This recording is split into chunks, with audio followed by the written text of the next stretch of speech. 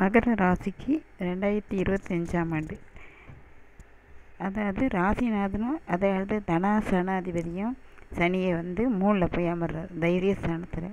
அதனால் எந்த முயற்சி, தைரியஸ்தானம் முயற்சி எல்லாமே 3ஆம் இடம். எந்த முயற்சி செஞ்சாலும் அது கூடிய பொருளாதாரத்தையே சனி பகவான் கொண்டு வந்து சேர்ப்பார்.